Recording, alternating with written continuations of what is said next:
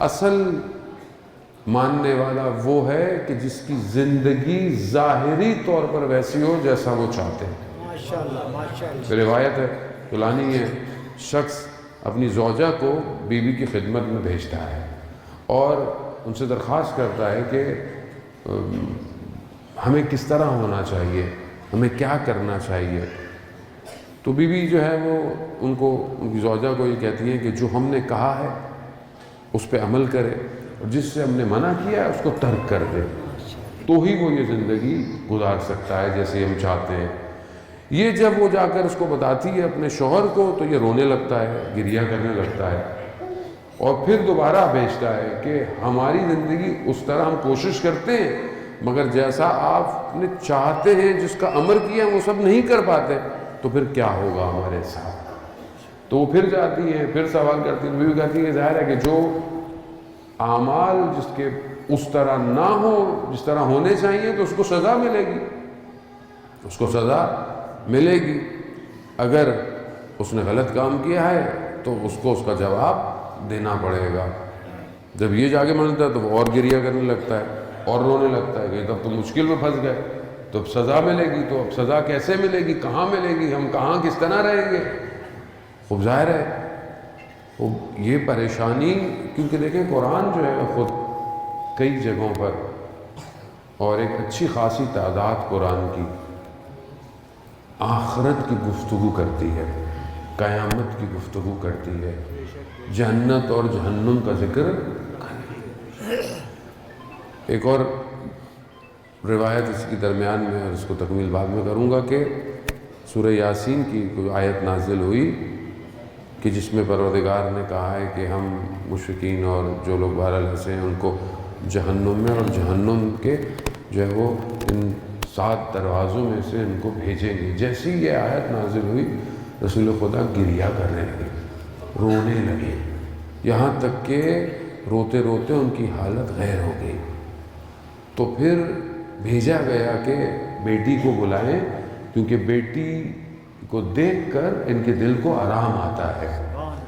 جیسی بیوی کو بلایا گیا، بیوی نے کہا بابا کیا ماجرا ہے، کیوں اتنا گریہ کر رہے ہیں؟ تو کہا کہ یہ قرآن کی آیت نازل ہوئی ہے۔ جب اس آیت کو رسول خدا نے پڑھا تو دیکھا بیوی بھی گریہ کرنے لگ گئی، گریہ کرتے کرتے ان کی بھی حالت عجیب سی ہو گئی۔ ایسے میں مولا کائنات داخل ہوئے، کہا کہ دیکھا کہ دونوں گریہ کر رہے ہیں، کہا کہ کیوں گریہ کر رہے ہیں، کس وجہ سے گریہ کر رہے ہیں؟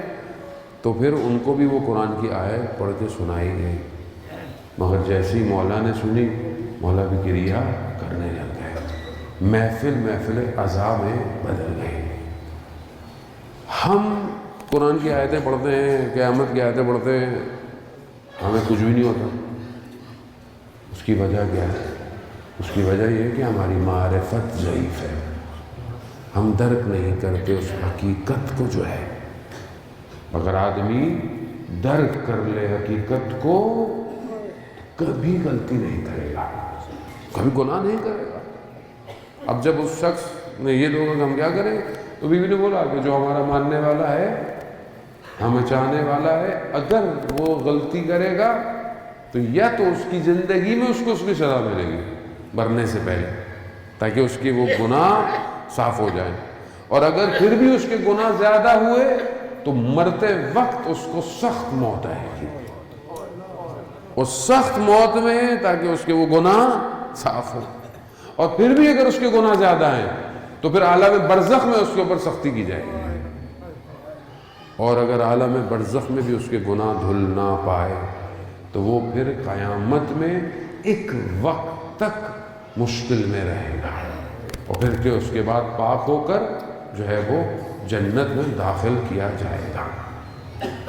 اب کہنے کو سننے کو یہ بات بڑی آسان ہے، یہاں ذرا سی انسان کو تکلیف ہو جائے دنیا میں برداشت نہیں کر سکتا، انسان کے ہاتھ میں درد ہو جائے، انسان کو خدا نہ خواستہ کوئی بیماری ہو جائے، کوئی چیز ہو جائے، انسان برداشت نہیں کر پاتا۔ کہاں برداشت کرے گا؟ مرتے وقت جب روح نکلے تو پتہ نہیں کتنے 100 تلواروں کے نیزوں کے برابر میں تکلیف ہوگی، روایات میں یہ سب اجزاء محترم۔ خوب اس کا مطلب اس کا مطلب ہے کہ ابھی ہم نے ادراک نہیں کیا زندگی کیسے گزارنی ہے۔ بڑے بڑے علماء کرام جب ان قرآن کی آیتوں کو پڑھتے تھے ان کی بھی حالت ایسی ہو جاتی تھی۔ شخص بدو ہے، آیا پیغمبر اکرم حضرت محمد مصطفیٰ صلی اللہ علیہ وسلم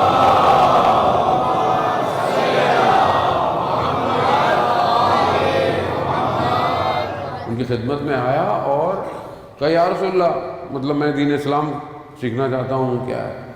رسول خدا نے ایک صحابی کرام کو امر کیا کہ اس کو قرآن کی کچھ آیتیں سکھا دیں۔ قرآن کی کچھ آیتیں اس کو سکھائیں، پڑھا اور کہا اٹھا، کہا بس ٹھیک ہے میں جا رہا ہوں، اور چلا گیا۔ تو صحابی نے کہا یا رسول اللہ، اس نے تو بھی تھوڑی سی چند آیتیں سیکھیں اور یہ چلا گیا۔ کہاں یہ فقی اٹھ کے گیا ہے۔ کیوں؟ کیونکہ جو اس نے سنا اس کو سمجھ گیا ہے۔ اگر انسان حقیقتاً کلام الہی کو سمجھ لے اس پہ زندگی بدل گئی اس کی۔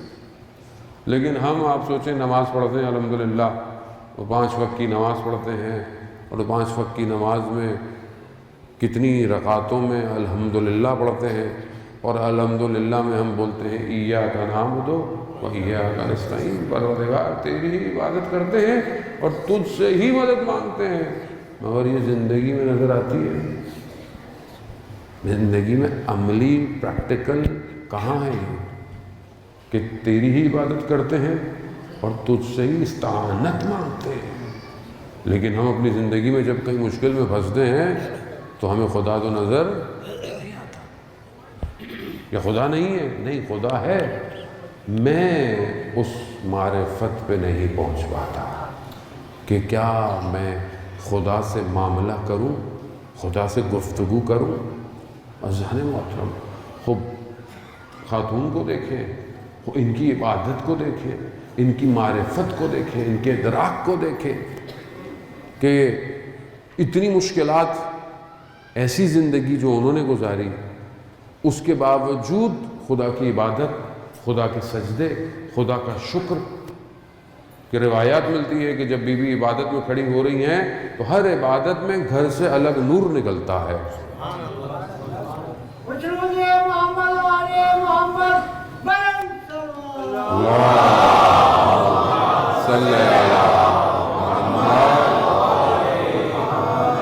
پہلی چیز جو انسان کو مستحکم کرتی ہے وہ توحید ہے۔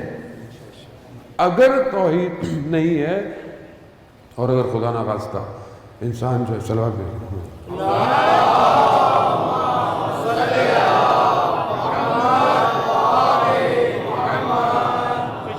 امام زمانہ بلند تر صلوات،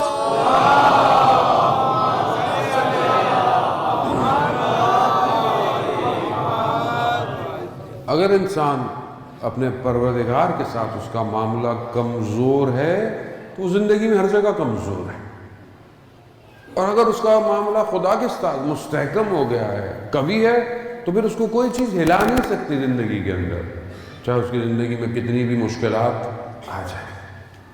یہاں گھر کے اندر آپ سنتے ہیں، روایتوں میں دیکھتے ہیں، بہت سارے لوگ یقین نہیں کرتے، مطلب کیسے ممکن ہے ایسا؟ جو حقیقت ہے وہ حقیقت ہے۔ سخت دور تھا مدینہ کا اول اسلام میں، واقعاً سخت تھا۔ اصحاب صفا یعنی یہاں تک کہ کس طرح سوتے تھے، رہنے کی جگہ کیسے تھی، کھانے پینے کو چیزیں نہیں تھی، حقیقت ہے۔ ہم اپنے حساب سے ائمہ کو دیکھتے ہیں کہ جیسا ہم چاہتے ہیں ائمہ بھی ویسے ہوں، ایسے تھوڑی ہو سکتا ہے۔ گھر کے اندر فاقہ ہے، یعنی ہے فاقہ۔ مولا متقیان حضرت علی ابن ابی طالب علیہ السلام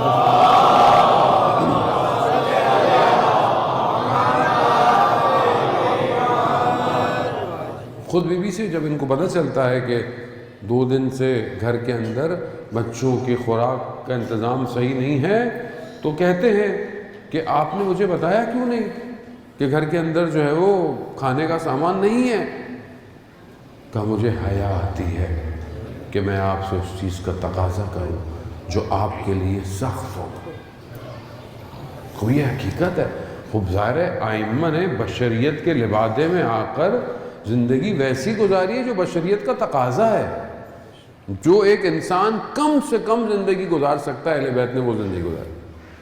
مولا متقیان نے کم سے کم جو خوراک ہے انسان کھا سکتا تھا کہ کل کو کوئی یہ نہ کہے کہ حاکم کی خوراک کیسی ہے اور ایک فقیر کی خوراک کیسی ہے.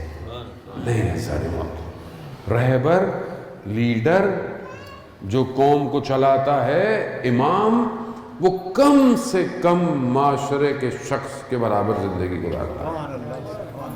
یہ ہمارے جیسے میں تو خیر اپنے آپ کو بولتے ہی نہیں ہے بھائی، نہ رہبر ہے نہ لیڈر ہے، کچھ بھی نہیں ہے، ٹھیک ہے. لیکن آپ حکمراں، حاکم کی زندگی کیسی ہونی چاہیے، حکمراں کی زندگی کیسی ہونی چاہیے، یا جو بہرحال اپنے آپ کو قوم کے لیے کہے اس کی زندگی کیسے ہونی چاہیے، کس طرح وہ زندگی گزارے، تاکہ اسے پتہ تو چلے کہ سختی کسے کہتے ہیں، مشکلات کسے کہتے ہیں، سخت زندگی گزاری کیسے جاتی ہے. خوب ایک آدمی محلوں میں رہتا ہو اور کئی قسم کے دسترخوان اس پر رکھے ہوئے ہوں، اسے کیا پتہ چلے گا کہ کوئی جھوپڑی میں رہنے والا شخص کیسے رہتا ہے. مگر مولا کائنات کی خوراک آپ جانتے ہیں کہ سخت جو کی روٹیاں جنہیں پانی میں ڈبو کے کھاتے تھے. حقیقت ہے. آخری روز جس میں مولا کو ضربت لگی اس شب جب اپنی بیٹی کے گھر پہ گئے، آپ سنتے ہیں مصائب میں یہ کہ جب بیٹی نے 2 یا 3 چیزیں رکھیں افطاری کے لیے، کہا بیٹی سے کیا بیٹا کبھی آپ نے دیکھا کہ آپ کے بابا نے کبھی ایک سے زیادہ چیز سے روزہ افطار کیا، یا پانی سے یا نمک سے، دودھ سے. خوب یہ حقیقت ہے جانے والا. یہ کیوں ضروری ہے؟ کیونکہ ظاہر ہے جب آپ اس طرح کی زندگی گزارنے کی، میں یہ نہیں کہتا کہ مطلب اللہ نے آپ کو، خدا قرآن کی آیات بھی ہیں سورہ انسان طلاق کے اندر، پروردگار واضح قرآن میں کہتا ہے خدا نے جو میں جس طرح دیا ہے اس وسعت سے خرچ کرو اللہ کی راہ میں. یعنی 3 چیزیں بہت زیادہ روایت ہے پیغمبر اکرم حضرت محمد مصطفیٰ صلی اللہ علیہ وسلم.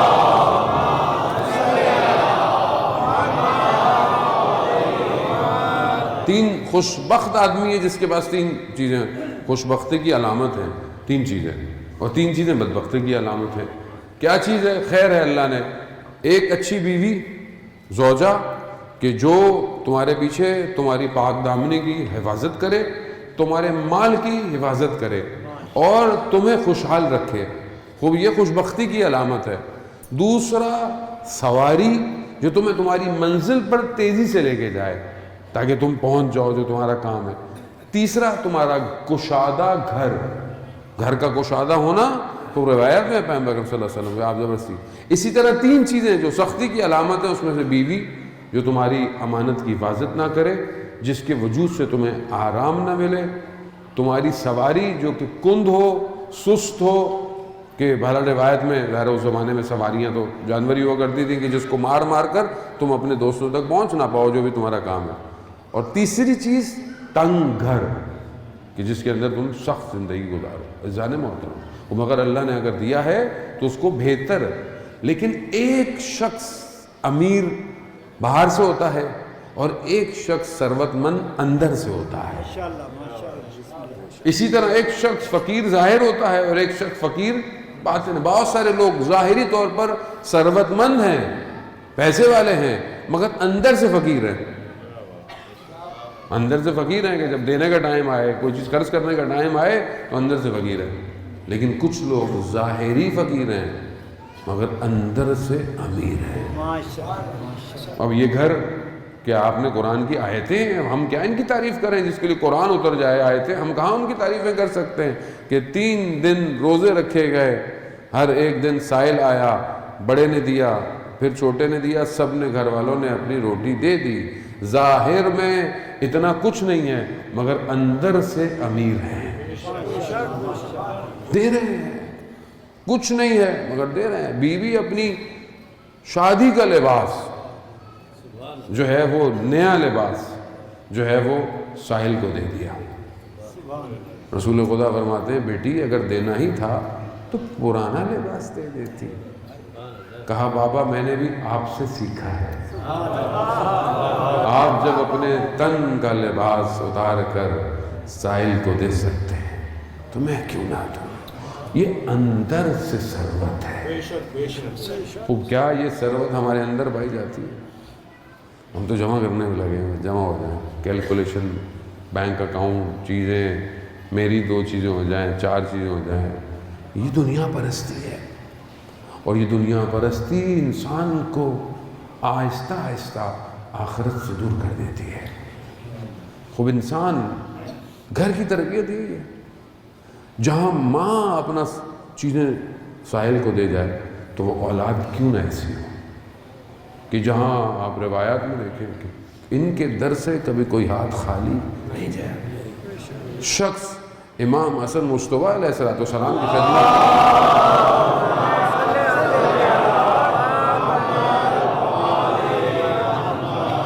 امام کی خدمت میں آتا ہے، مجبور ہو کر زمین میں اپنی مشکل بیان کرتا ہے.